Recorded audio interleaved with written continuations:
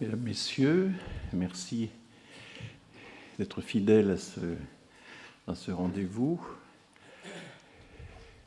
Nous allons parler aujourd'hui de diverses choses et je suis vraiment très très heureux d'avoir invité, qu'ils aient accepté aussitôt de répondre à mon invitation, Anna van den Kerchove et Mohamed Ali Amir Mouedzi. Ils sont tous les deux, chacun dans leur domaine, de très très grands spécialistes, ayant à la fois une activité individuelle très forte, mais aussi collective, un sens de l'organisation. On doit à Anna van den Kerchove toute une série de publications très savantes sur, Plotin, elle a fait des études coptes, elle s'est beaucoup intéressée aussi à toutes les...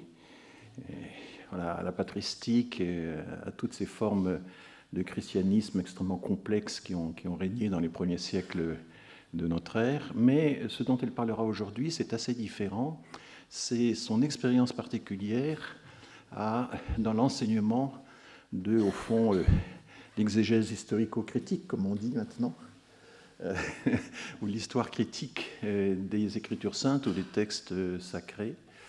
Et elle est doyenne de l'Institut de théologie protestante, l'ITP, et c'est dans ce cadre qu'elle a eu l'occasion d'enseigner, au fond, l'histoire critique de la Bible à un public qui peut être croyant ou pas.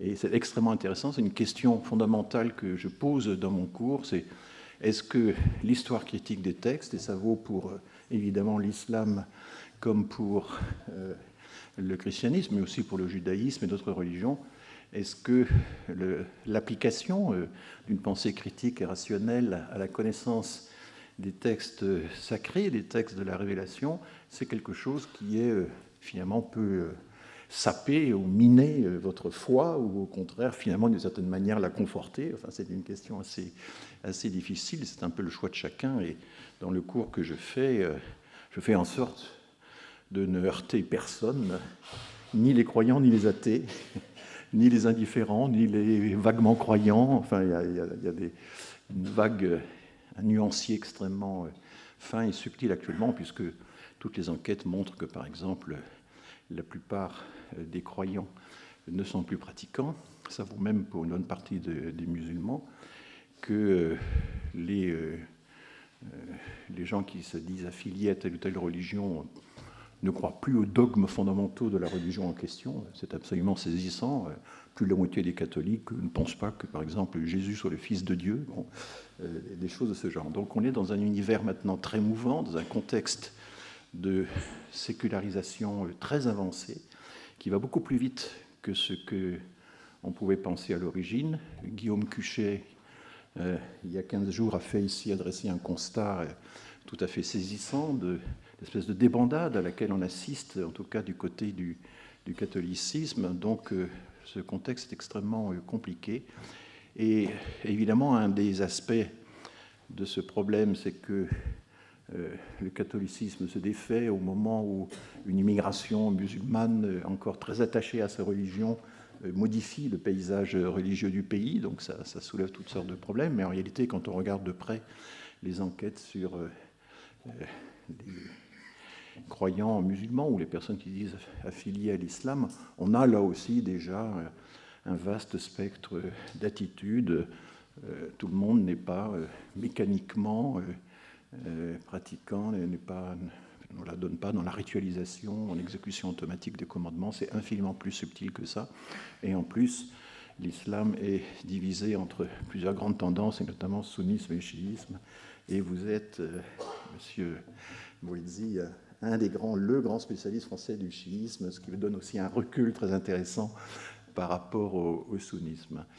Alors je vais vous céder la parole. Vous allez tous les deux prendre la parole chacun pendant 45 minutes, et ensuite on ira au débat.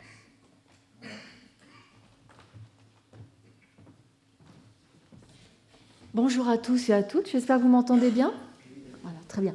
Donc merci beaucoup, professeur Errand, pour votre invitation, qui m'a un peu bouleversée parce que c'est pas forcément une thématique que j'aborde, même si bien sûr l'histoire critique, oui. Mais je me suis dit que ça pouvait être intéressant aussi de faire part un peu de mon expérience d'enseignement. Alors mon point de départ va être le propos qu'une étudiante m'a tenu il y a quelques années, à la fin de ses études de cycle L. Dans notre jargon à l'Institut, c'est en fait la 3e année de licence, mais nous n'avons pas le droit d'utiliser le terme licence. Donc c'est le cycle L. Alors c'est pas du verbatim, hein, mais la teneur est là. Madame, nos cours m'ont complètement déconstruite, j'ai passé des moments difficiles ici. Bon, ça m'a un peu bouleversée. Donc j'en ai été désolée, je me suis excusée, etc. Elle m'a dit, mais vous inquiétez pas, maintenant ça va beaucoup mieux, j'ai réussi à surmonter cela. Et en fait, en discutant après avec d'autres étudiants, des années après, ils m'ont dit que leurs années à l'Institut avaient été particulièrement difficiles. Pourquoi ? Quels sont les cours dont elle parlait ? Elle parlait des miens, en particulier, sur l'histoire du christianisme ancien et patristique, c'est l'intitulé de ma chaire, c'est pas moi qui l'ai choisi, et également ceux de mes collègues à l'Institut protestant de théologie. Et l'étudiante était une jeune personne en reconversion professionnelle, croyante, protestante, souhaitant devenir pasteur. Et ce préambule me permet de poser le cadre de l'intervention, finalement la foi à l'épreuve de l'histoire critique du christianisme naissant, donc une expérience d'enseignement. Alors pour compléter ce cadre, quelques mots sur cet enseignement et le lieu dans lequel il est dispensé. Cet enseignement, c'est une histoire critique par une historienne. Je suis une historienne qui s'est retrouvée dans un institut de théologie. Voilà, il y a des choses. Je n'imaginais pas à 15-16 ans que je me retrouverais là-bas. Et pourtant, j'y suis, j'en suis heureuse. J'ai fait des études d'histoire, donc je suis vraiment pour vous montrer que je suis historienne quasiment jusqu'au bout des ongles, mes collègues le savent.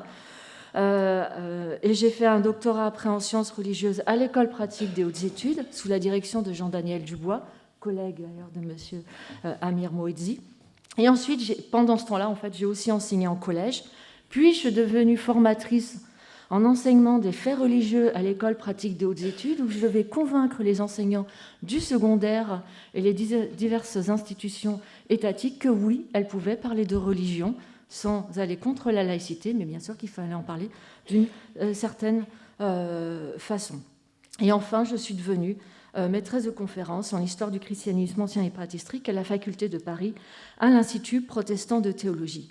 Cet institut, qui est situé à 10 minutes ici en vélo, je fonctionne tout en vélo, donc c'est mon temps, voilà, a 3 missions, et l'une des 3 missions, c'est de former des pasteurs pour l'Église protestante unie de France, avec un enseignement académique intégrant les méthodes de la recherche scientifique et sa déontologie. Et d'ailleurs, nous sommes labellisés ESPIG, donc Établissement supérieur d'intérêt général, et nous sommes évalués, comme toutes les institutions de recherche et d'enseignement public, d'enseignement supérieur, par l'HCRS. Donc pour vous montrer en fait qu'on a un pied, on va dire, dans le confessionnel et un pied aussi, un très grand pied, dans la recherche. Et notre public est composé, dans une très grande majorité, de protestants, mais alors très divers. On a des plus libéraux, très, très, très évangéliques, pour reprendre des termes un peu galvaudés, mais qui permettent de bien poser le cadre. Et un certain nombre d'entre eux veulent devenir pasteurs. Et nous avons aussi, parfois, quelques catholiques, juifs, musulmans et des non-croyants. Donc, dans ce contexte, la question des effets de l'histoire critique des religions et du christianisme en particulier sur la foi et les croyances de ces personnes se pose donc de manière accrue et d'ailleurs peut nous être renvoyée, comme cette étudiante me l'a renvoyé à la fin de ses études et comme d'autres aussi ont pu le faire à l'occasion de différentes discussions. Et l'intervention de cette étudiante le montrait bien, la déconstruction dont elle parlait, c'était une déconstruction en termes de foi et de croyance et qui relève de l'intime sur lequel j'ai assez peu de prise, mais qui finalement, il y a des effets de mon enseignement dessus. Alors cette question des effets invite à poser une autre question, qu'est-ce qu'on entend par foi et croyance ? Comme le relève Frédéric Rognon dans les premières lignes de son article paru en 2008, « La foi au risque du doute », et qui m'a beaucoup aidé de ce point de vue-là, une conception commune de la foi, c'est de ne pas douter. Et à l'inverse, le doute peut être défini comme le manque de foi, ce que l'on trouve dans certains dictionnaires. Or, une histoire critique pose des questions, elle doute, elle ne prend rien pour acquis, Elle va douter en particulier de l'historicité de certaines figures. Non, Moïse n'a pas existé. Et de certains faits mis en avant. Non, la résurrection ne pourra jamais la prouver sur le plan historique. Voilà, ça relève d'autre chose. Mise en avant par des traditions, c'est être sceptique au sens étymologique du terme, qui vient du grec skeptomai, faut faire un petit peu grec aussi, c'est bien. Observer, regarder attentivement. Observer, regarder attentivement les sources, les remettre dans leur contexte, etc. Les mettre aussi, les confronter les unes aux autres et les mettre en perspective avec d'autres documents.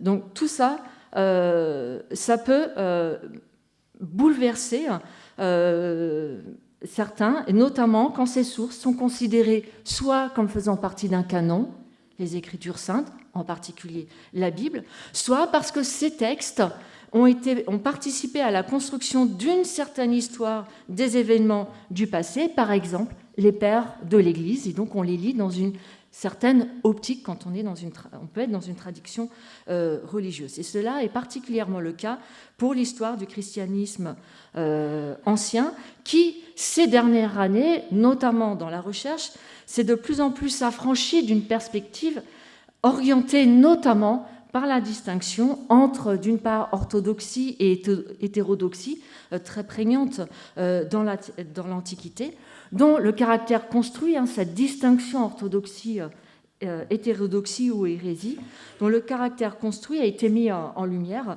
notamment grâce à la découverte d'un certain nombre de documents, notamment les textes de Nag Hammadi, sur lesquels je reviendrai très rapidement, nouveaux documents qui donnent enfin une voix audible à des groupes, à des idées qui jusque-là étaient connus que par l'intermédiaire de ceux qui les critiquaient et dont le point de vue était aussi extrêmement orienté très négativement.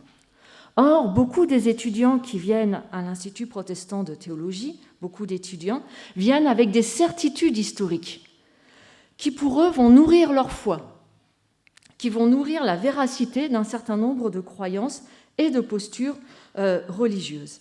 Et quelques-unes de ces certitudes concernent la manière de concevoir justement les débuts du christianisme, comme étant un tout qui jaillit directement des propos de Jésus, un peu comme à l'image d'Athéna qui va sortir toute casquée de la tête de Zeus. Zeus, c'est Jésus, Athéna, c'est le christianisme, et hop, elle est là, toute formée. Et donc, il y a l'idée, finalement, que les tout premiers disciples de Jésus, les auteurs des évangiles, Paul, ils sont tous chrétiens, voire même, je vois encore dans certaines publications grand public, Jésus lui-même est chrétien. Il y a aussi l'idée que les dogmes ont été élaborés dès le départ. Donc ça leur donne une assise importante. Et qu'ils sont même présents dans les évangiles et les lettres de Paul. Et régulièrement, j'ai des étudiants qui me disent « Non, mais ça c'est bien dans les évangiles. » Je dis « Cherchez-le moi, je ne le trouve pas. » « Non, mais ça y est, je vous l'assure. » Bon, ils ne l'ont pas trouvé, mais ils en sont persuadés. Et ils sont aussi persuadés que le christianisme est devenu hyper important très rapidement. Et ils insistent aussi, pour beaucoup, sur la très grande originalité du christianisme à l'époque, comme un petit peu un apax dans l'Antiquité tardive. Si dans la recherche, on est revenu la plupart du temps sur ces idées, même si on voit encore des petites choses traîner de ci, de là, elles sont encore pourtant bien présentes dans le grand public, en particulier chez nos étudiants. Et je dois ajouter que beaucoup de nos étudiants viennent un peu partout dans le monde où la recherche n'a pas eu le même impact en fait sur le grand public. Donc ça aussi, c'est une difficulté à laquelle nous sommes confrontés à l'Institut. Alors une histoire critique du christianisme ne peut qu'ébranler ces certitudes, et pour certains, donc, leur foi et leur croyance qui reposent en partie sur ce socle historique.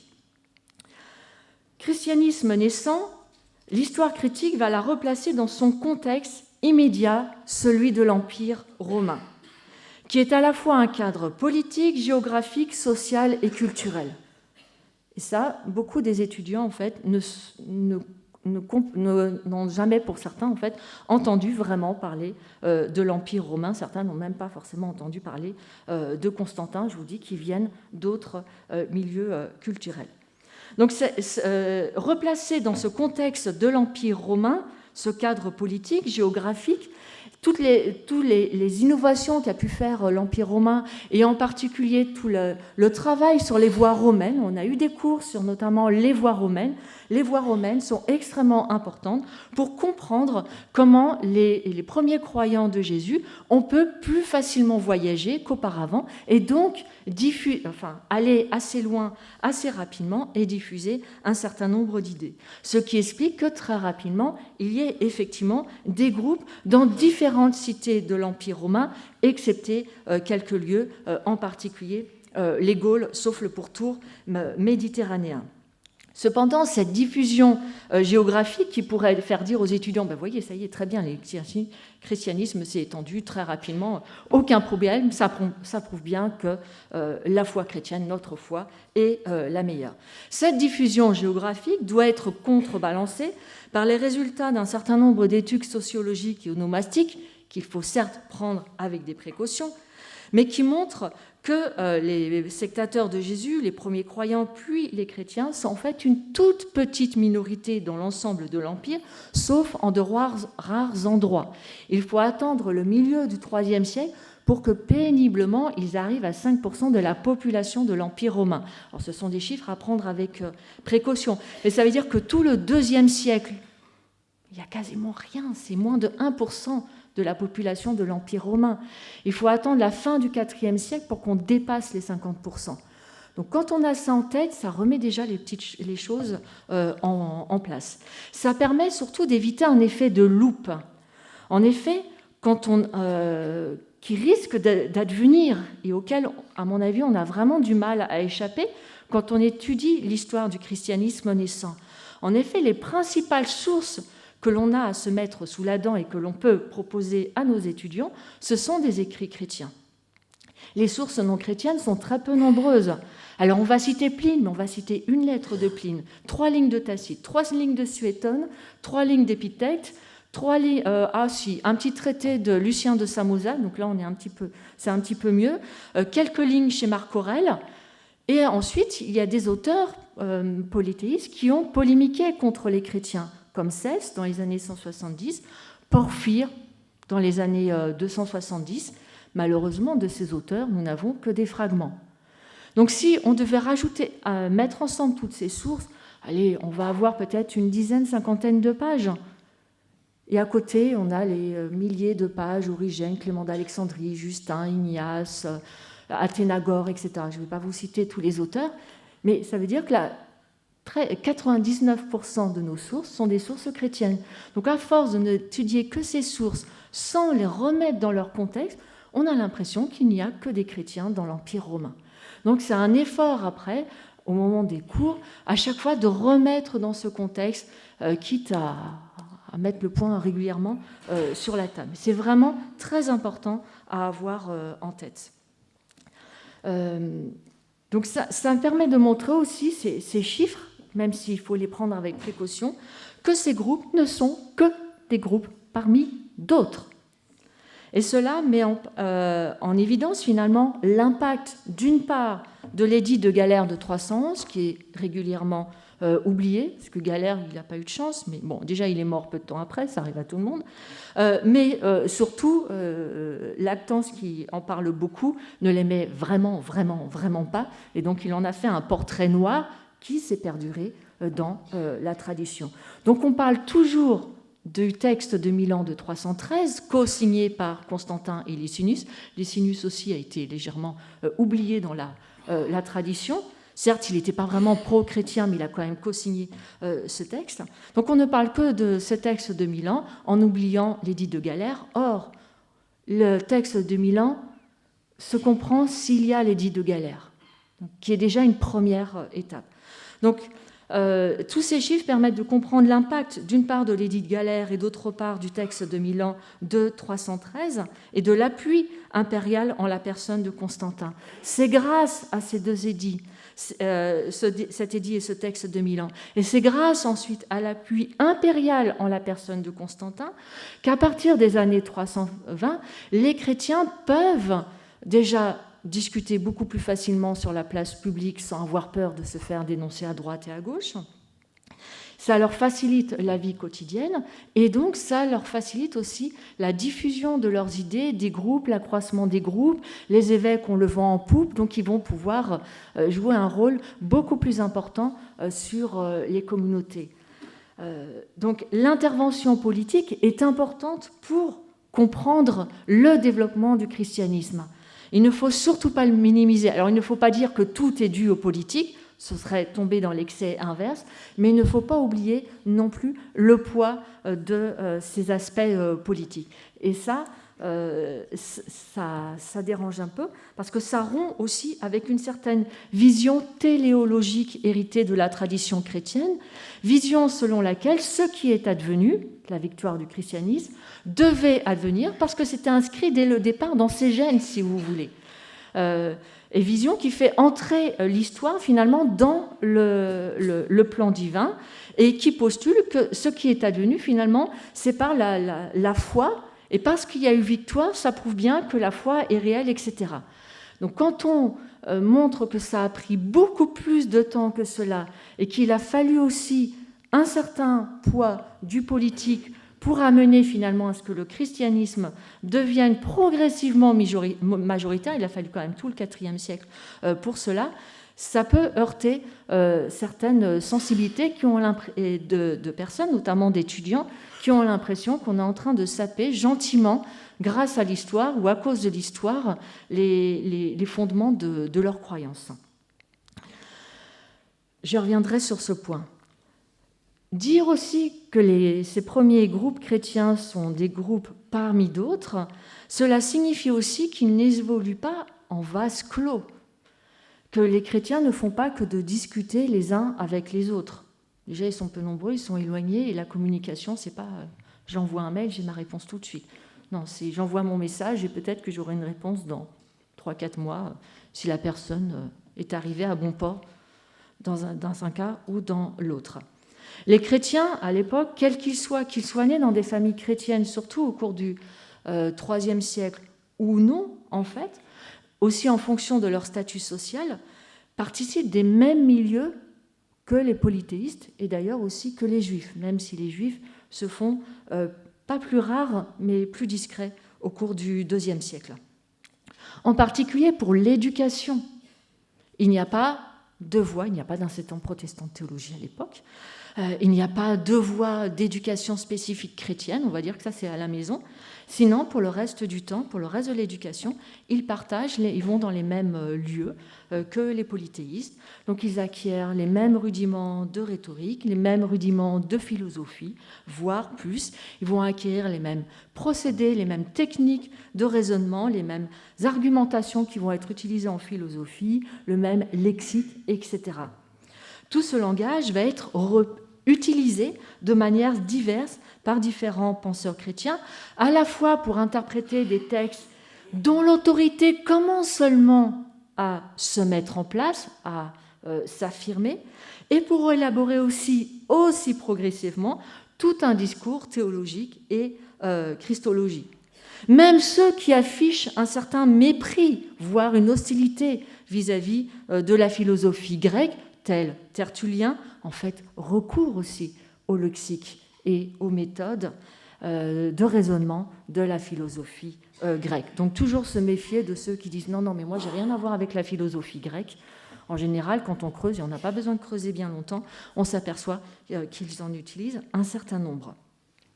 Je ne vais prendre que deux termes extrêmement importants pour les premiers dogmes chrétiens, les termes de ousia, essence, et le terme hypostasis, qui signifie aussi essence, mais que l'on traduit par hypostase.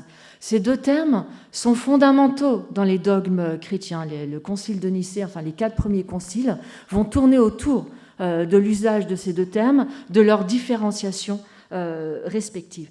Ils proviennent de la philosophie grecque. Alors, il ne s'agit pas simplement d'un emprunt ou d'une influence de la philosophie grecque. Même parler en ces termes n'est pas tout à fait correct. Ça signifierait que la philosophie est quelque chose d'extérieur aux premiers chrétiens. Or, je vous ai dit, en fait, en tout cas pour ceux qui nous ont laissé des écrits, donc qui ont suivi une certaine éducation, donc avec des rudiments de la philosophie, ils sont biberonnés à la philosophie grecque, si vous me permettez l'expression. Donc ce n'est pas du tout étranger à eux, ça fait partie de leur mode d'éducation. Toute personne cultivée a des rudiments en philosophie. D'ailleurs, un certain nombre de penseurs se percevaient comme des philosophes, notamment Justin, après sa conversion. Et un certain nombre d'auteurs, notamment toujours ce même Justin, qui a vécu au milieu du IIe siècle, considéraient que le christianisme, ou le christianismos, ce n'est pas encore une religion constituée à l'époque, est une philosophie, la meilleure philosophie, mais une philosophie quand même, celle qui se situe au prolongement de toutes les autres. Finalement, naturellement, si vous êtes platonicien, à un moment donné, vous allez arriver au christianismos, selon Justin. Et on a la même conception aussi dans un certain nombre de textes d'Augustin. Donc quand je vois encore philosophie s'oppose à christianisme, le christianisme s'oppose à philosophie, oui, peut-être à une certaine époque. Mais pour l'Antiquité, ça ne tient, pour ma part, pas du tout la route. Je ne suis pas la seule à penser cela. Donc il faut vraiment faire attention à ce point. Or, un certain nombre d'étudiants vont relayer cela pour affirmer leur foi en opposant aussi foi et argumentation philosophique. Mais la philosophie, ce n'est pas simplement un ensemble d'argumentations, c'est aussi un mode de vie. Et si on lit les néoplatoniciens, on a parlé de M. Hoffmann tout à l'heure, il vous dirait que la philosophie néoplatonicienne, c'est aussi un mode de vie, c'est un mode de pensée, et on pourrait même dire, on le trouve sur la plume d'un certain nombre de chercheurs qui s'intéressent à la philosophie néoplatonicienne, une certaine spiritualité. Donc ça repose aussi, ça bouleverse un peu mes étudiants quand je leur dis tout ça. Tout ça ne peut finalement qu'intéresser la façon dont actuellement certains pourraient concevoir la foi, leur foi, ou la définir.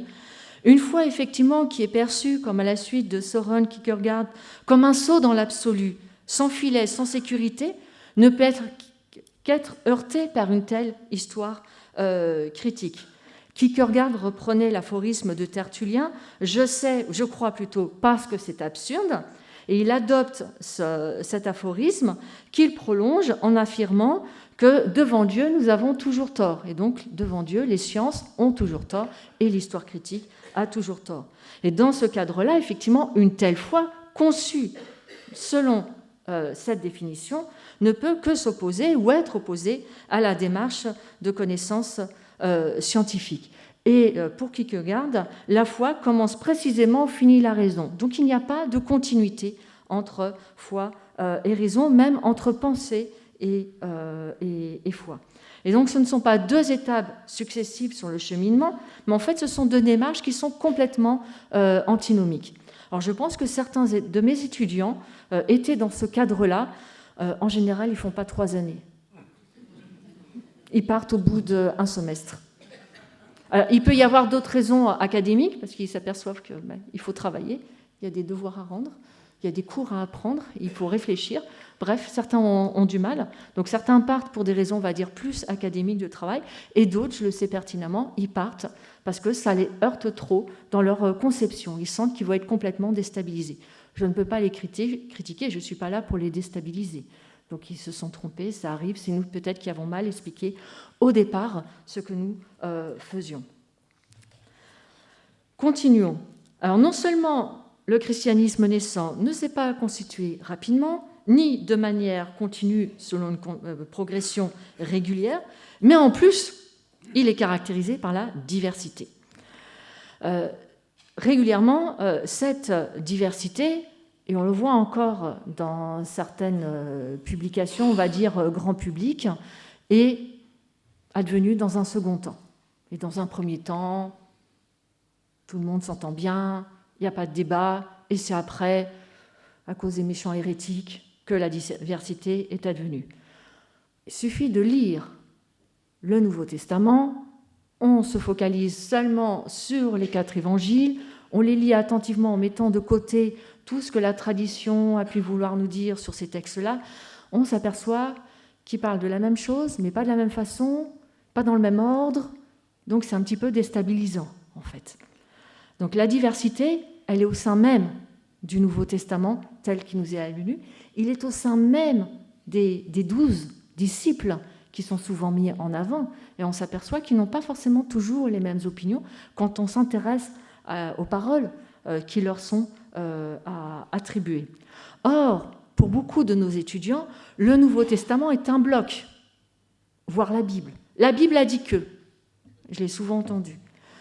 Le Nouveau Testament a dit que, je l'ai souvent entendu. Donc, un bloc constitué dès le départ, un peu comme Athéna, de la tête de Zeus. Et dans lequel finalement ce bloc, les différents écrits s'interprètent les uns par rapport aux autres, et les uns grâce aux autres, en donnant l'impression d'un discours uniforme qui se transmet par « la Bible a dit que ». Qu'est-ce que la Bible a dit sur tel sujet ? Le développement de l'exégèse critique, qui intègre notamment les méthodes de l'histoire critique, met en valeur les spécificités de chaque écrit, les différences qu'ils ont les uns avec les autres, en replaçant chacun dans son contexte particulier, même si c'est un contexte hypothétique, mais avec les recherches et la confrontation avec différentes sources, une hypothèse qui est relativement probable. Et cela au sein d'un judaïsme divers. Les écrits qui vont composer le Nouveau Testament, est-ce qu'ils font partie de l'histoire du christianisme naissant, puisqu'il n'y a pas encore de christianisme à cette époque-là, ne font-ils pas plutôt partie de l'histoire du judaïsme du Second Temple ? C'est une grande question posée notamment par Simon-Claude Mimouni, autre directeur d'études à l'École pratique des hautes études. À cela s'ajoute l'intégration progressive, parfois encore timide, dans l'étude de l'histoire du christianisme naissant, de données livrées par toute une littérature découverte ou redécouverte et qui longtemps a été considérée comme apocryphe ou hérétique et que l'on avait souvent lu uniquement à travers les yeux des hérésiologues, c'est-à-dire des auteurs chrétiens qui ont critiqué ces groupes un petit peu bizarres, en premier lieu Irénée de Lyon et beaucoup plus connu peut-être d'un public plus large, Eusèbe de Césarée. Parmi ces écrits, il y a des écrits auxquels je m'intéresse beaucoup. Les textes découverts à Nag Hammadi, en Haute-Égypte, dans les années 45, 13 codex. Beaucoup sont assez lacunaires et qui nous transmettent en copte des textes témoignant de groupes, pour faire simple, on va appeler les gnostiques. C'est une affaire compliquée, mais faisons simple, les gnostiques, mais différents types de groupes gnostiques, textes qui n'ont connu aucune tradition manuscrite au-delà du 5e siècle. D'une part, parce que le contenu de ces textes est vraiment, vraiment difficile et on ne va pas dépenser du papyrus et du temps pour écrire des textes dont on ne comprend rien. Nous-mêmes, nous avons déjà du mal à les comprendre. Et aussi parce qu'un certain nombre de ces écrits ont été condamnés ou ont été lus par des groupes qui eux-mêmes ont été condamnés. Donc cette double cause a fait que ces écrits n'ont pas de tradition manuscrite au-delà du 5e siècle et nous ne les connaissons que grâce à ces découvertes de Nag Hammadi. Plusieurs de ces écrits font partie de groupes chrétiens qui proposent une théologie et surtout une christologie différente, par exemple, si on la compare à un Clément d'Alexandrie, par exemple, ou plus tard à un Eusèbe de Césarée. Parmi ces textes, nous trouvons aussi des textes, on a l'impression qu'il y a simplement un vernis chrétien. Ils vont parler du Christ comme ça pour faire plaisir, je ne vois pas trop à qui, mais pour faire plaisir, ou pour attirer des personnes. Mais si on ne les classe pas comme chrétiens, ils ne sont pas juifs non plus, mais ils ne sont pas polythéistes non plus. On en fait quoi de ces textes-là ? Donc ça montre en fait qu'une très très grande diversité du christianisme, avec un spectre tellement large qu'on ne sait même plus si certains textes en font partie ou pas. Et pourtant, ils en font partie parce qu'ils vont contribuer justement à toutes ces discussions sur qu'est-ce que Dieu, comment on doit s'adresser à lui et qu'est-ce que ça signifie parler de Christ, de la christologie. Ça montre aussi une très grande fluidité entre les groupes, une très grande porosité Quoi qu'en disent certains évêques de l'époque, notamment au IIIe et surtout au IVe siècle et Ve siècle, qui n'en vont n'avoir de cesse que de mettre des frontières, de mettre des murs entre les groupes, les chrétiens, ceux qui sont orthodoxes de Nicée, et tous les autres. Les juifs, ils sont autorisés, mais bon, quand même. Les polythéistes, alors eux, c'est plus simple, ils sont condamnés. Et tous les hérétiques que l'on condamne régulièrement. Donc on a l'impression, quand on lit les lois impériales ou quand on lit un certain nombre d'auteurs, que les frontières sont déjà bien tracées, mais en fait, quand on gratte, on s'aperçoit qu'elles ne sont pas bien tracées. Et tous ces textes-là nous montrent cette très grande fluidité. Donc ça, c'est extrêmement important. Et cette fluidité est importante à avoir en tête pour comprendre comment les dogmes ont été définis et adoptés, notamment lors des premiers conciles qui ont été considérés comme œcuméniques, en particulier Nicée, Constantinople, et puis Chalcédoine, Éphèse, je le laisse un petit peu de côté. Pour ces conciles, la pensée d'Origène est fondamentale. On ne peut pas étudier Origène si l'on veut étudier ces conciles. Origène, donc, première moitié du IIIe siècle. Mais on ne peut pas comprendre toute la pensée d'Origène, qui est une pensée géniale. Origène, c'est le génie chrétien du IIIe siècle, en tout cas de mon point de vue.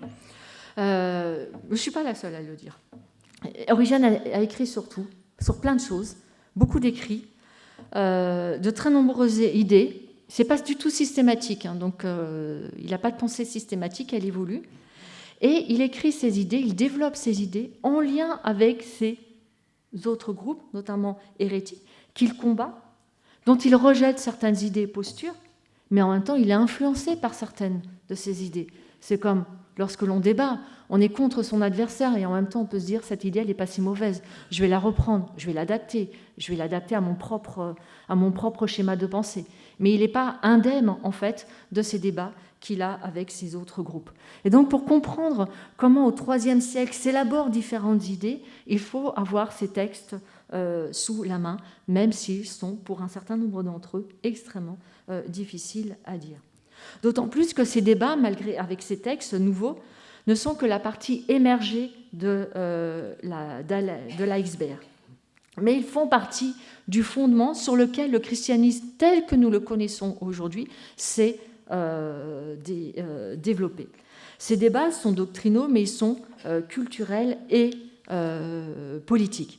Et il démontre en fait auprès des étudiants, ce qui en bouleverse un certain nombre, notamment en troisième année, qu'un certain nombre de croyances, en fait, qu'ils pensaient sorties tout droit du Nouveau Testament, en fait, résultent de ces conciles du IVe et Ve siècle, d'une certaine interprétation de la Bible, mais la Bible n'est qu'une partie de la recette, on va dire, qui donne le gâteau final des dogmes.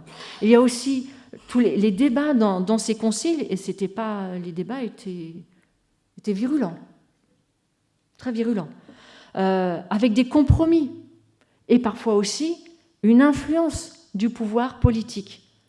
Ça les perturbe. Parce que pour eux, ces dogmes ne doivent être issus que de la foi. Et donc, si on voit, qu'il y a aussi, on va dire, des considérations, ce que l'on pourrait appeler intellectualisantes, enfin philosophiques, etc., l'argumentation, du compromis entre différents groupes, ça peut les perturber. Et surtout, ça montre que ces dogmes, ces croyances, sont historiques, elles sont inscrites dans l'histoire, elles ont une histoire et donc elles ne sont pas immuables. Alors je vais bientôt... Oui. 12, c'est bon. Alors en parlant du renouvellement des sources écrites, je vous ai parlé rapidement donc, de ces codex de Nag Hammadi avec ces textes en copte, et je voudrais très rapidement parler de l'un d'eux, le livre des secrets de Jean. Oui, c'est vraiment un texte chrétien très bizarre, certes, mais on peut le classer sans problème dans cette diversité chrétienne. Or, un certain nombre de recherches actuelles qui concernent notamment les évangiles tendent à vouloir, et aussi pour les premiers écrits chrétiens, à revisiter les datations traditionnelles. beaucoup de ces datations traditionnelles, en fait, traditionnelles, et reposent sur des arguments scientifiques un peu très, très faibles, en fait. Et souvent, les évangiles ont été datés très, très tôt dans le temps pour qu'ils soient bien antérieurs aux premiers écrits chrétiens. Donc, ce n'est pas une argumentation que j'appellerais scientifique. Et donc, il y a tout un mouvement dans la recherche pour réinterroger ces datations. Alors, ça part un petit peu dans tous les sens, et certains vont même jusqu'à proposer des datations relativement tardives des trois synoptiques, pas de l'évangile selon Jean, qui est toujours un petit peu à part, mais des trois synoptiques, voire jusqu'au milieu des années 140, pour en faire une réaction à Marcion, qui a édité les lettres de Paul, qui est le premier éditeur de lettres de Paul, semble-t-il, et qui aurait écrit lui-même un évangile. Alors bien sûr, nos chers hérésiologues, Irénée de Lyon en tête, vont dire que ce Marcion n'a fait que réécrire l'évangile selon Luc, donc l'évangile selon Luc est antérieur, et pendant très longtemps, on a cru sur parole Irénée. Mais des recherches montrent que les choses ne sont pas aussi simples que la tradition que nous avons et nous le fait dire, en fait. Alors, je n'irai pas forcément jusque-là, je n'ai pas du tout les compétences, mais il est intéressant d'avoir ces questionnements en tête. Quoi qu'il en soit, si l'on ne parle pas des trois évangiles synoptiques, un certain nombre de textes du Nouveau Testament sont datés des premières décennies du IIe siècle. Et ils deviennent quasiment contemporains d'autres textes comme la Didaché, les lettres d'Ignace, et en particulier ce livre des secrets de Jean qui est daté des années 140. Et donc on s'aperçoit que les textes du Nouveau Testament, une grande partie d'entre eux, ne sont pas antérieurs à tous les autres textes chrétiens, mais qu'ils font partie d'un mouvement de mise par écrit. Et ça, ce n'est pas toujours évident à entendre pour certains. Ça ébranle des certitudes que les évangiles, finalement, sont écrits par les premiers disciples, voire vraiment par les premiers disciples de Jésus, hein, Matthieu, etc. Et je leur dis, faites attention au selon, il est très important, notamment sur le plan théologique, que beaucoup d'étudiants oublient, dommage, et sur le plan historique. Et en plus, on change les titres de ces textes qui ont été donnés ainsi depuis l'Antiquité. Donc ça peut heurter une foi qui est perçue comme un ensemble de certitudes, et un certain nombre d'étudiants peut considérer que cette histoire critique, elle est fausse, qu'elle ne vise qu'à relativiser leurs croyances et n'a en faire que des affaires humaines.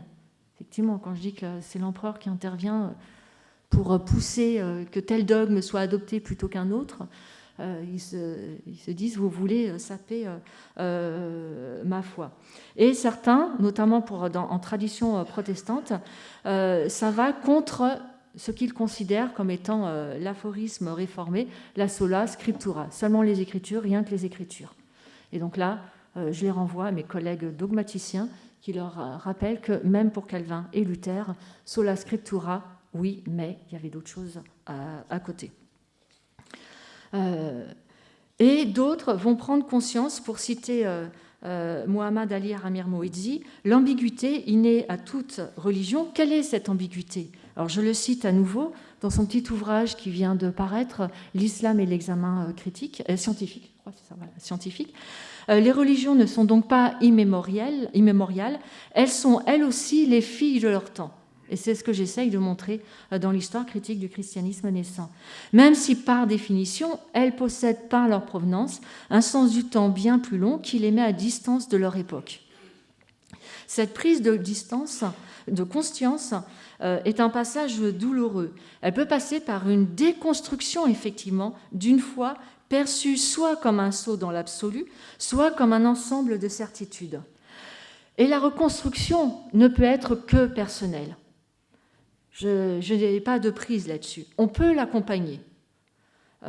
Ça, c'est sûr. C'est ce qu'on essaye de faire à l'Institut protestant de théologie. Et cette reconstruction ne peut conduire Alors, on espère pas à l'incroyance, ce n'est pas notre but au sein de l'Institut, mais pour conduire à une foi selon une autre conception, une foi au risque du doute, pour reprendre à nouveau les mots de Frédéric Rognon, une foi qui est un chemin. Et parce que l'histoire critique invite à interroger le rapport à la tradition, mais aussi au texte canonique, comme des fondements et non pas quelque chose de fondamentaliste. Même le fondamentalisme, il peut y en avoir aussi dans le protestantisme. Donc elle invite à les relire comme des données à penser. Ça, c'est quelque chose qui me tient beaucoup à cœur, pour en découvrir ou redécouvrir la richesse et toutes les potentialités. Et cette histoire critique, c'est ce que je dis aussi des fois à mes étudiants, elle a une sorte de côté libérateur, justement. Parce que enfin, je ne sais pas. En tout cas, ça invite à se poser des questions. À ne pas dire, oui, mais mon pasteur a dit que. Vous pouvez relire les textes. Et si vous pouvez, ils apprennent chez nous le grec et l'hébreu, le grec de la Septante et du Nouveau Testament et l'hébreu. Et donc, ils ont les moyens aussi de retourner au texte grec qui n'est pas original, mais en tout cas à celui qui est édité. Et j'essaye de leur montrer toute la richesse du lexique grec, des expressions grecques, qui parfois, dans les traductions, notamment les traductions confessionnelles, on ne rend pas compte de cette richesse, elles sont orientées confessionnellement, on va dire, c'est logique. Mais si vous voulez, vous aussi, réfléchir à nouveau, etc., replonger dans les textes, si vous le pouvez, dans la langue dans laquelle ils ont été écrits. Donc un côté libérateur, amour de ces textes, et libérateur aussi, à côté de tous les arguments d'autorité qui peuvent leur être donnés. Je vous ai dit, le pasteur pour un certain nombre de nos étudiants qui viennent en particulier de communautés très évangélistes et très traditionnalistes. Donc voilà, c'est ce que je voulais dire là-dessus, et je vous remercie pour votre attention.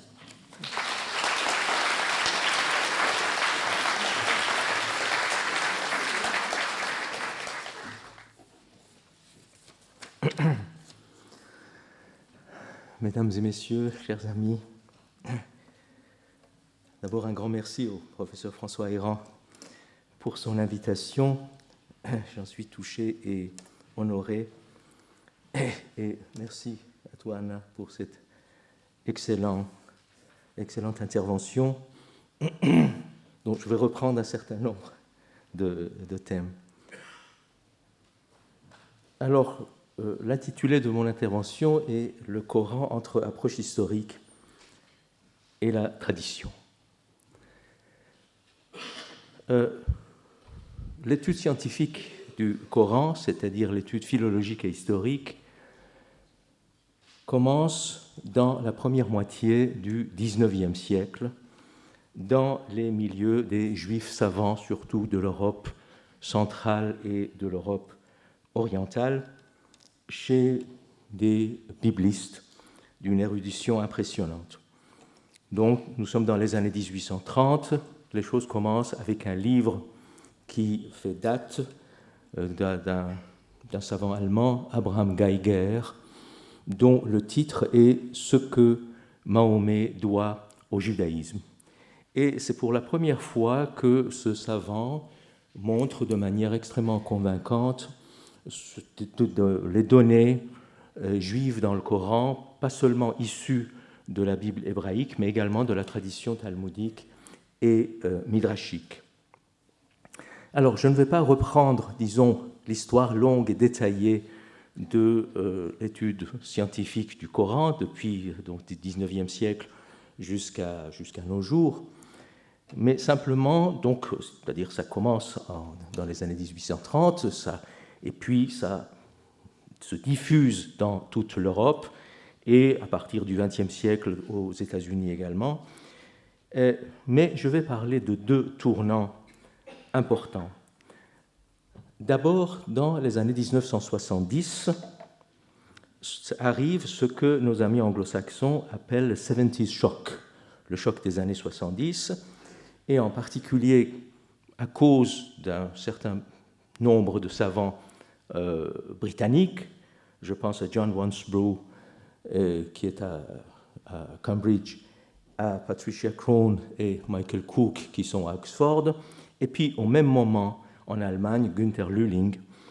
Et bon, leurs écrits ont fait couler des océans d'encre, d'éloges et de critiques. Je ne vais pas les reprendre, mais ce qu'il faut retenir de ces études, c'est peut-être deux choses qui sont restées encore valables. Ces savants-là ont montré de manière absolument incontestable que pour ce qui est le Coran, l'histoire de la rédaction du Coran et des débuts de l'islam, on ne peut absolument pas faire confiance aux sources islamiques. Ce que disent les sources islamiques, pour des raisons sur lesquelles je reviendrai, c'est que les auteurs de ces sources islamiques appartiennent à des factions rivales qui sont en guerre les unes contre les autres, et donc chacun veut donner de ses origines, du Coran, de la figure de Mahomet et des tout débuts de l'islam, disons, l'image qui l'arrange. Donc, il y a énormément de légendes, il y a énormément d'invraisemblances, il y a énormément de contradictions, il y a tout et son contraire. Donc, on ne peut pas faire confiance. Alors, bien sûr, ça ne veut pas dire qu'il faut jeter à la poubelle ces sources-là, mais simplement, il faut essayer, justement, non pas de les prendre à la lettre et de considérer que ce qu'ils disent, c'est la vérité historique, mais simplement essayer d'étudier, justement, leurs contradictions, leurs légendes, leurs invraisemblances, et d'en découvrir les raisons. Deuxième grande découverte de ces savants dans les années 70, c'est qu'il faut intégrer de manière systématique dans l'étude des débuts de l'islam et du Coran les sources non islamiques contemporaines du Coran. Nous sommes donc dans ce que nous appelons maintenant le Proche et le Moyen-Orient, aux confins du 6e, 7e siècle de notre ère, donc intégrer dans l'étude des débuts de l'islam et du Coran les sources contemporaines, c'est-à-dire les sources juives, par exemple, en hébreu, les sources iraniennes, en moyen perse, en Pahlavi, et surtout les sources chrétiennes, puisque les chrétiens constituent la majorité presque absolue de la population à cette époque-là, dans ces régions-là.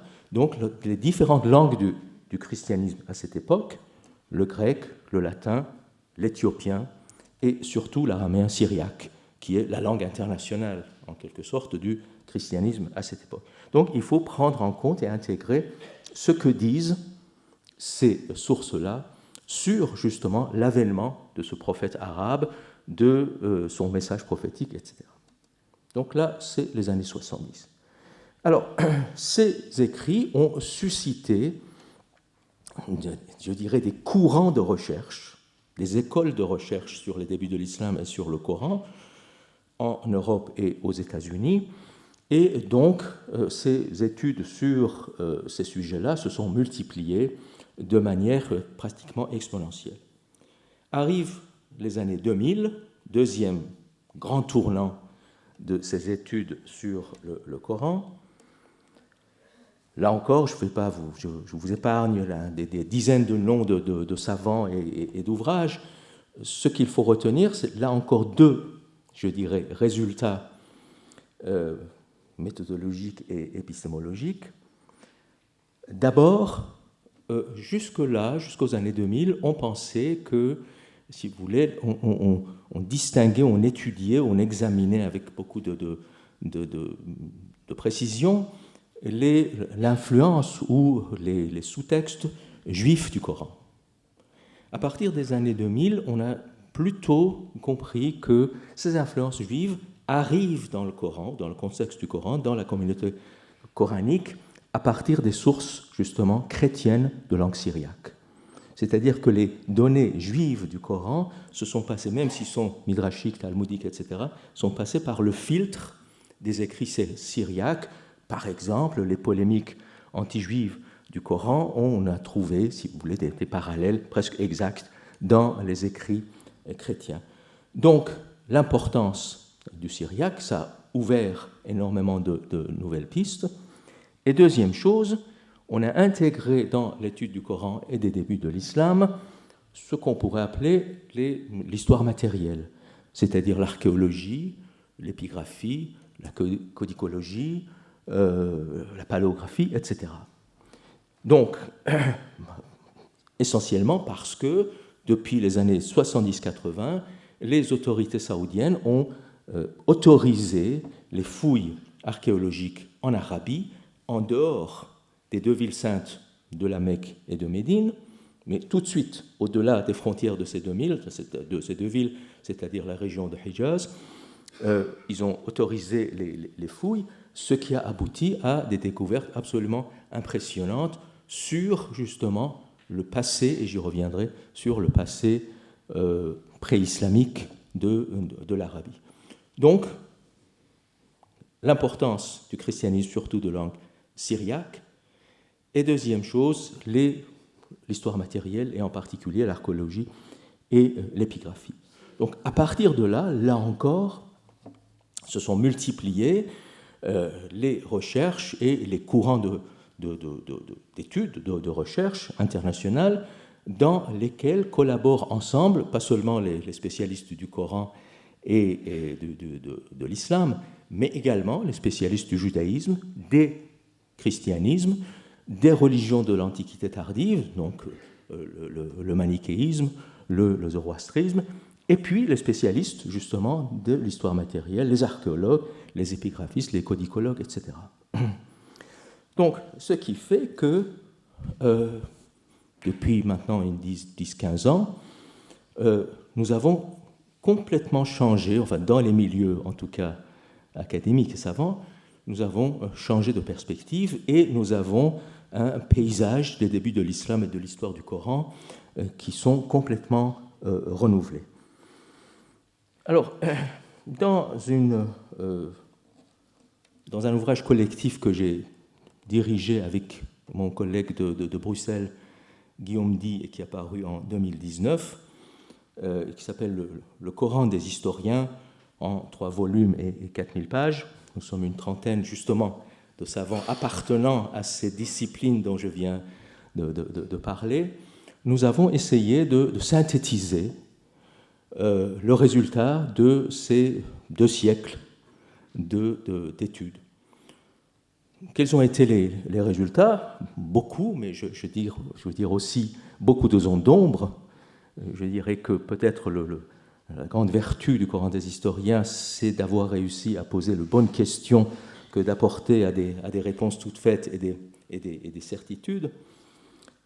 Mais peut-être pour ne citer que un des résultats qui semble assez incontestable et qui est partagé par la plupart des savants, c'est ce que je veux vous dire maintenant en 3 points.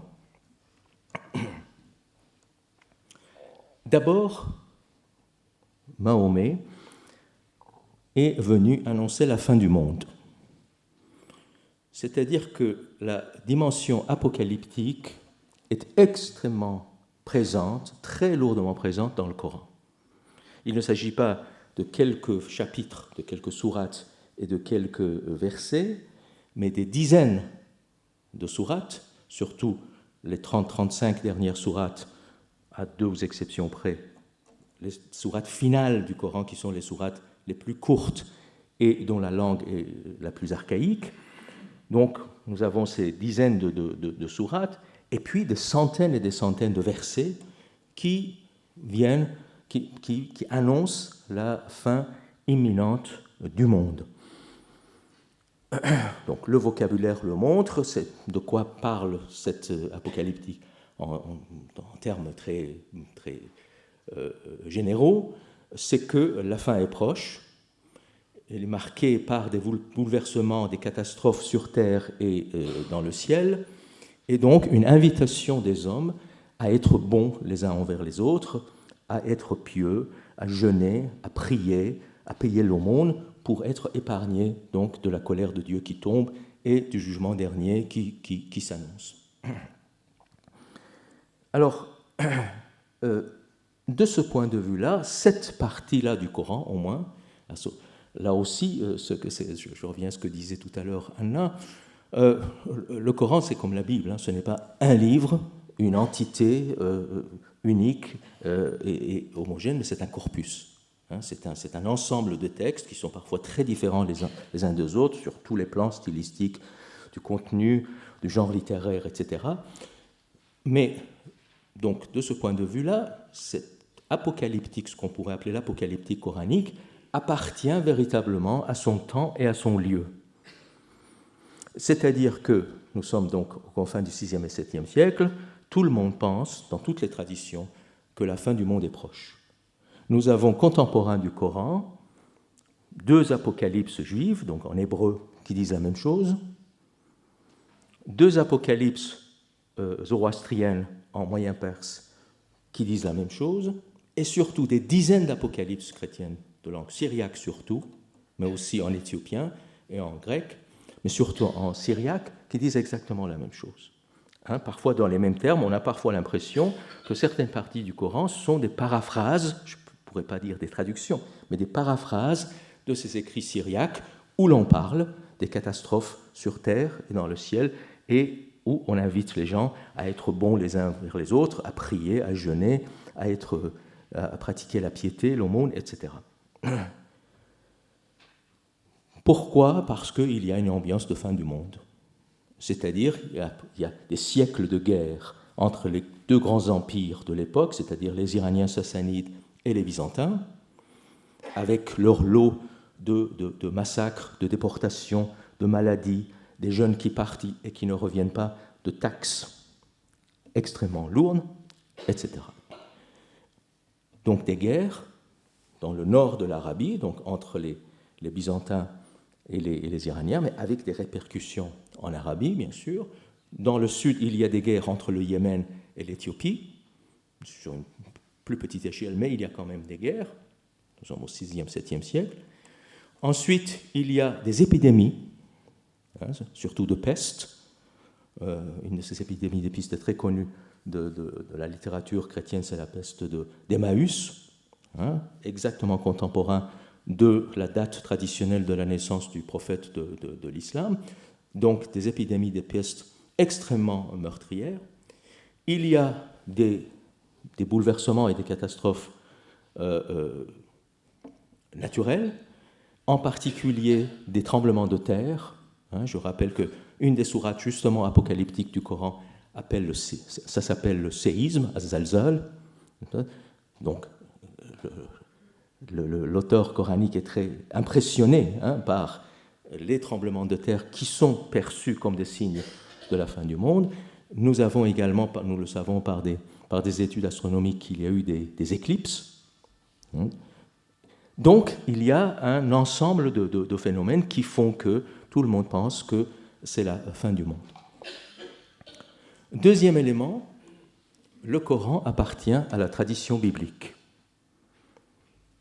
Là aussi, je pense que maintenant c'est absolument incontestable, c'est-à-dire là aussi, contrairement à ce que disent les sources islamiques, qui présentent l'Arabie pré-islamique comme une terre d'ignorance et de barbarie où les gens adorent les arbres, les cailloux, les lézards, et qu'ils s'entretuent, qu'ils enterrent vivantes leurs filles, etc.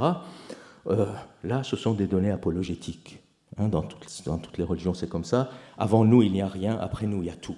Donc l'islam arrive et la lumière est là et qui remplace les ténèbres antérieures. Alors nous savons, justement, par des données, par exemple archéologiques, qu'il n'en est rien. Qu'il n'en est rien. Nous savons, les fouilles archéologiques le montrent de manière extrêmement claire, l'Arabie pré-islamique appartient aux traditions bibliques, et en particulier au christianisme, mais aussi au judaïsme, j'y reviendrai. Et puis, la preuve la plus évidente, c'est le Coran lui-même.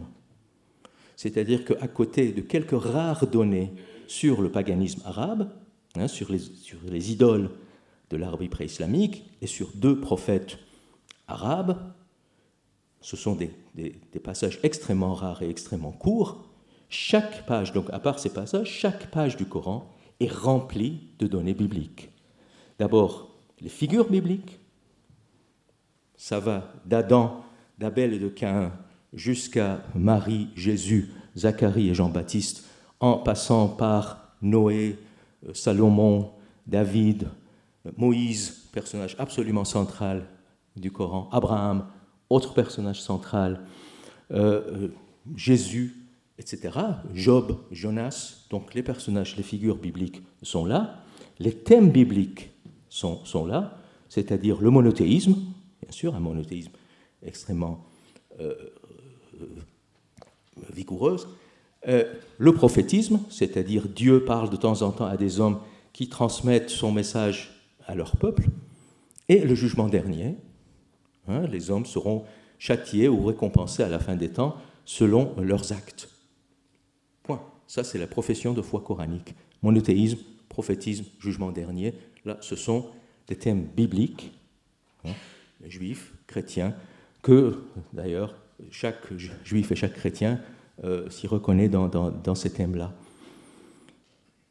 Donc les figures et les thèmes bibliques sont là.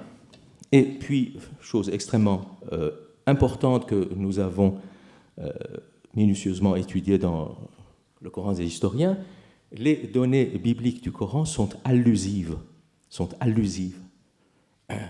C'est-à-dire que ceux qui écoutent le Coran connaissent ces histoires-là, sinon ils ne comprennent rien.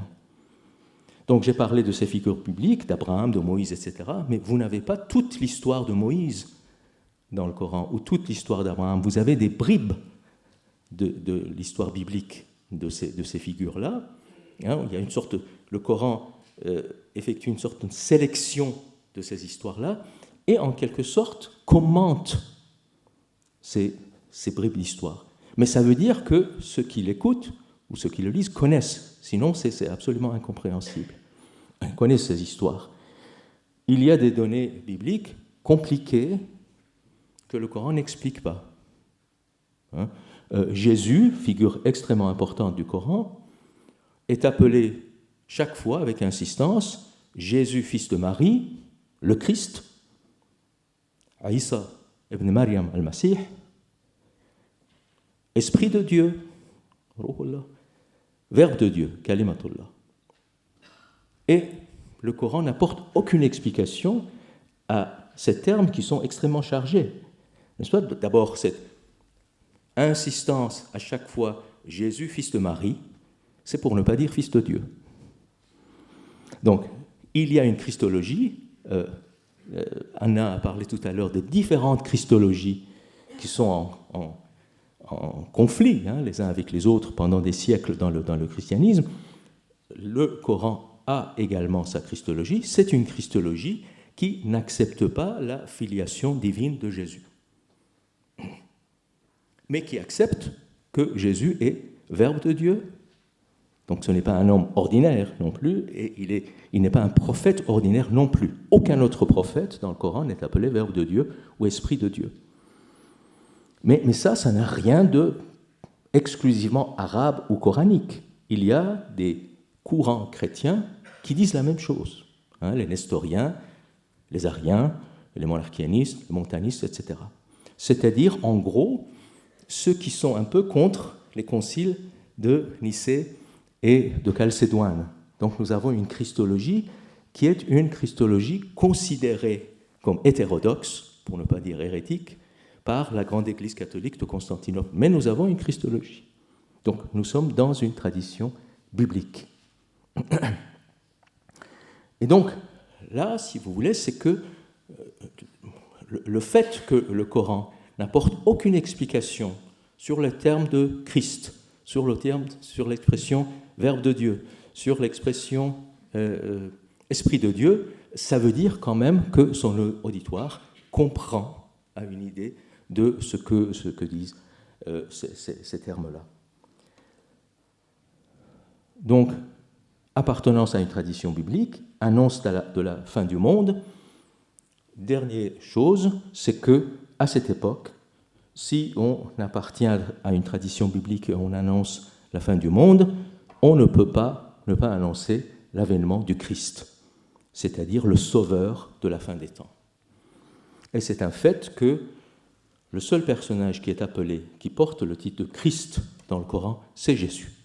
Comme je viens de le dire, donc à chaque fois, Isa ibn Maryam, Jésus, fils de Marie, Al-Masih, le Messie, le Christ, et donc nous avons affaire, alors mais sans aucune explication, c'est-à-dire que le Coran ne dit pas que ce Messie est aussi le sauveur de la fin des temps. Selon certains spécialistes, dans sa version originelle, le Coran le disait, mais cette version-là a été ensuite purgée de ces messages. C'est une autre question.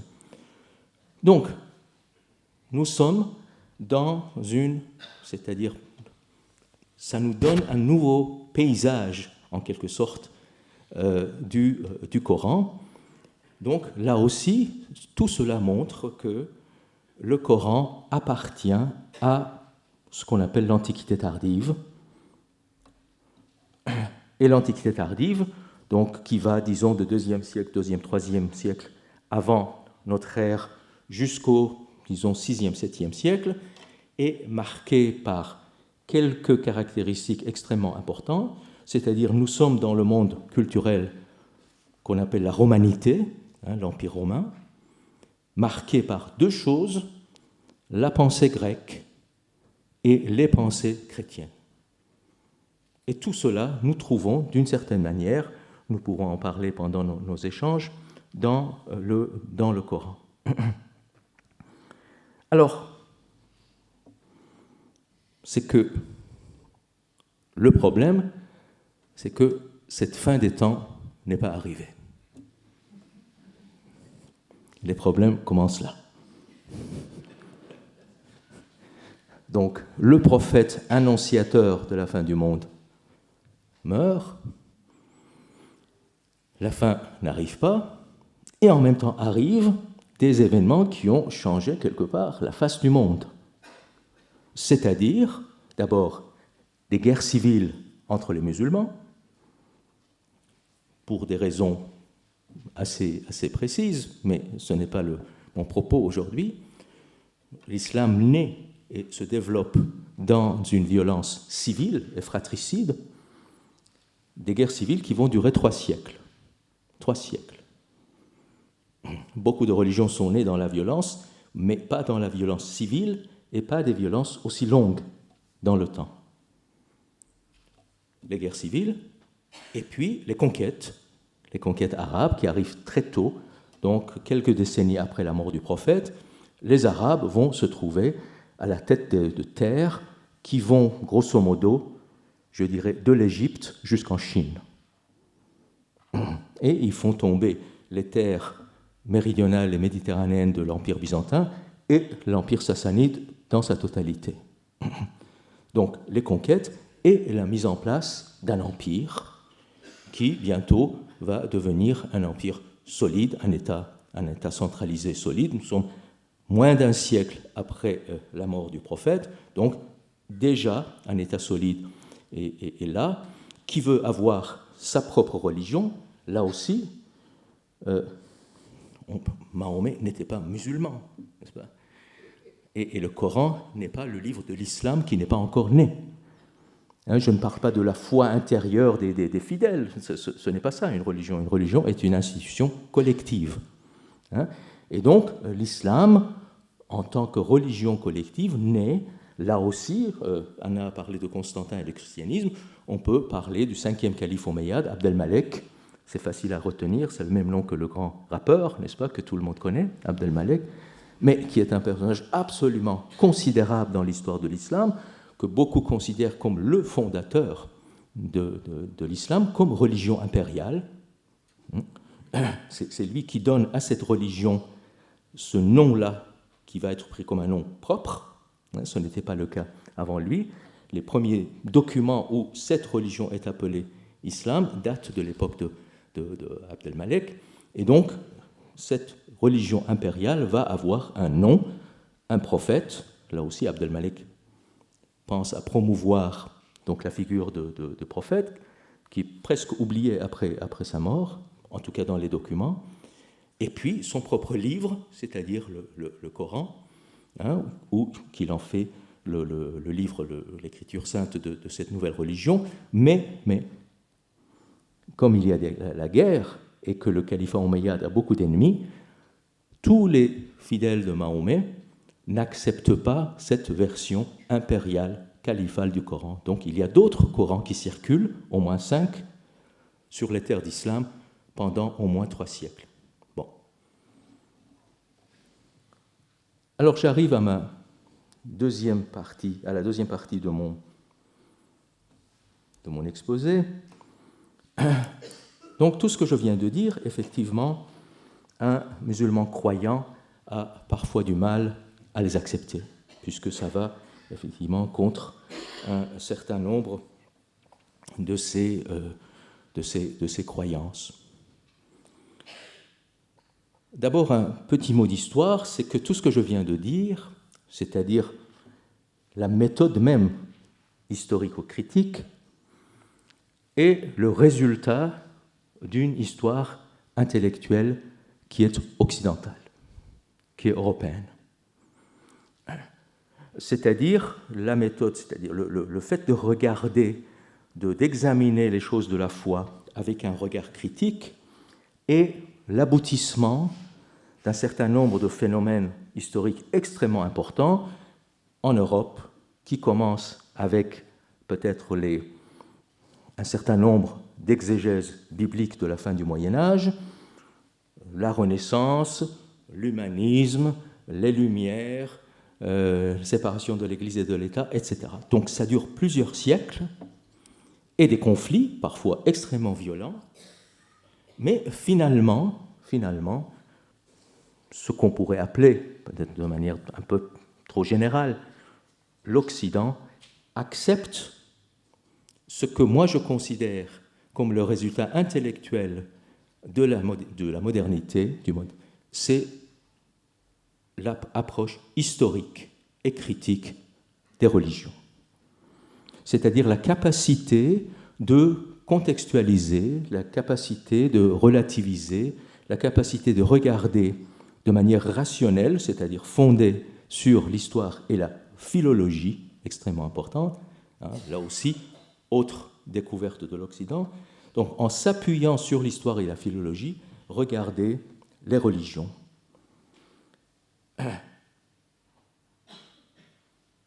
Quel est le résultat? Alors, bien sûr, tout le monde n'a pas accepté, et même on a dit que même de nos jours, un certain nombre de données fondées sur l'histoire choquent les croyants.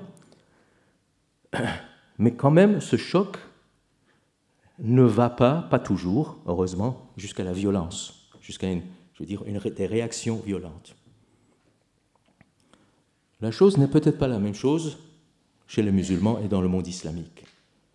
C'est-à-dire que le monde islamique n'a pas connu véritablement cette histoire longue dont je viens de parler et qui est marquée par ce que j'ai appelé la révolution philologique. La révolution philologique, c'est-à-dire un des résultats extrêmement salutaires de cette évolution, c'est la découverte de l'autre. Ce qu'on appelle les orientalistes, et maintenant c'est très mal vu, n'est-ce pas, parce que ça fait très colonial. Bon, mettons tout ça, c'est très folklorique, ça va passer. Mais ce qui caractérise véritablement la pensée des historiens de l'Antiquité à partir du XVIIe, XVIIIe siècle et ce qu'on appelle les orientalistes, c'est la découverte de l'autre dans les textes de l'autre, dans les sources de l'autre. Jusque-là, on regardait l'autre avec ses propres lunettes, c'est-à-dire des lunettes polémiques. Les chrétiens regardaient les musulmans comme des ennemis, comme l'autre par excellence, et vice-versa. La philologie permet de découvrir les textes de l'autre, et c'est-à-dire l'autre dans son altérité. Et c'est le début de la tolérance. Et c'est ça ce que j'appelle la révolution philologique. Et donc là, si vous voulez, ce n'est pas le monde musulman, et le musulman lambda n'est pas passé par cette histoire. Il ne connaît de cette modernité, je dirais, que les conséquences technologiques, bien sûr. Mais l'évolution intellectuelle de cette modernité n'a pas encore touché, je dirais, la mentalité musulmane. Mais les choses changent. Les choses changent. Et en particulier, peut-être, et je vais terminer là-dessus, on sent qu'il y a des frémissements dans le monde musulman et dans la communauté musulmane, peut-être par ce que j'ai appelé l'apprentissage par la souffrance. Quel est le problème? L'islam politique et l'islam violent. Et quoi qu'on en dise, les premières victimes de cet islam violent sont les musulmans eux-mêmes, par centaines de milliers. Regardons le monde musulman, la guerre ou les guerres vont de la Mauritanie, du Mali, jusqu'en Afghanistan, voire au-delà. Des pays entiers ont été rasés, je dirais, de la carte. La Syrie n'existe plus. Le Yémen n'existe plus. L'Irak n'existe plus. La Libye n'existe plus. Ce sont des pays de grande civilisation antique. Et c'est très saisissant, c'est-à-dire l'indifférence dans laquelle ces pays ont disparu. C'est comme demain on disait l'Autriche n'existe plus, la Tchéquie n'existe plus, l'Italie n'existe plus. Mais ça s'est arrivé. Alors bien sûr, il y a des raisons géopolitiques extrêmement importantes, mais il y a aussi le problème de l'islam politique qui fait rage dans toute cette étendue gigantesque. Et là, peut-être un des résultats positifs, c'est que les musulmans commencent à avoir un regard critique sur leur propre tradition. C'est-à-dire, ils disent, moi je suis en contact avec les intellectuels, les écrivains, les universitaires, qu'il ne suffit plus maintenant de dire tout ça c'est la faute du colonialisme, de l'impérialisme, du sionisme. Non, il y a peut-être quelque chose qui ne va pas dans nos propres traditions et dans le regard que nous avons sur notre tradition. Il faut que quelque chose change.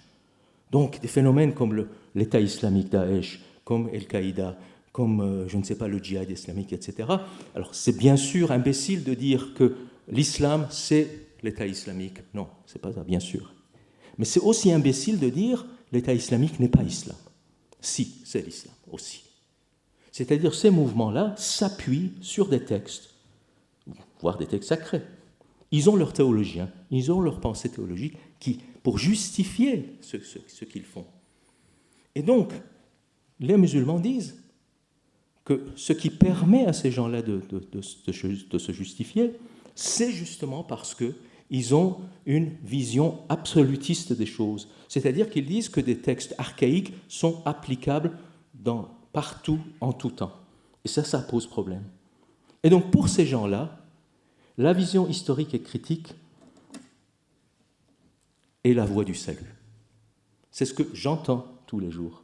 N'est-ce pas ? C'est-à-dire que ça crée une respiration pour ces gens-là, ça leur donne de nouvelles lunettes pour regarder leur propre tradition. Alors, effectivement, c'est-à-dire nouvelles lunettes critiques, lunettes distanciées, ce qui relativise les choses, en introduisant l'histoire et la géographie dans la vision que nous avons des choses de la foi. Alors, très souvent, on me l'a dit de manière tout à fait explicite. Est-ce que j'ai eu dans mes conférences, etc., en face de moi, parfois des musulmans croyants, hommes et femmes, et qui me disent, est-ce que vous ne croyez pas que cette vision-là va menacer notre foi, va saper, ce que tu as dit, notre foi? Alors je dis, bon, je ne sais pas. Mais je cite toujours pour ces amis croyants, deux grandes figures de la pensée islamique classique. Le théologien Razali du XIe siècle et le grand mystique Ibn Arabi du XIIe siècle. Je dis tous les deux, ces deux-là font une distinction entre la foi, iman en arabe, et la croyance, aqida. Ils disent tous les deux, de leur manière, théologiens ou mystiques, la foi est quelque chose de mystérieux. C'est un peu comme l'amour, on ne sait pas d'où ça vient. C'est quelque chose qui n'a pas à voir avec l'éducation, avec le milieu, ça vient du très fond de l'être. Et ça concerne des choses absolument essentielles. La croyance concerne les choses plus accessoires et c'est en relation avec notre milieu, nos parents, notre éducation, notre culture, notre société, notre histoire, etc. Et parfois, ces deux choses-là entrent en conflit. Il y a des croyances qui polluent la foi. Et donc, pour avoir peut-être une foi plus pure, il faut laisser de côté, il faut abandonner un certain nombre de croyances. Je pense que la vision historique et critique des choses fait la part entre ce qui est essentiel et qui relève de la foi et ce qui est accessoire et qui relève de la croyance. La vision historique et critique peut mettre en doute un certain nombre de croyances, mais pas la foi. Et peut-être de cette manière-là, paradoxalement, elle peut consolider même la foi. Pas la menacer, mais consolider. Et je termine peut-être avec ce que disait Spinoza au sujet justement, il était un grand partisan de la vision historique des choses. En parlant des Écritures, il disait, pour déshistoriciser Dieu, pour la placer là où il doit être, au-delà de l'histoire, il faut historiciser les Écritures pour faire la distinction justement entre ce qui est accessoire et ce qui est essentiel. Et c'est peut-être la seule manière d'éviter de trahison à l'égard de Dieu, c'est-à-dire d'abord politiser Dieu ou diviniser le pouvoir qui s'en réclame. Je vous remercie.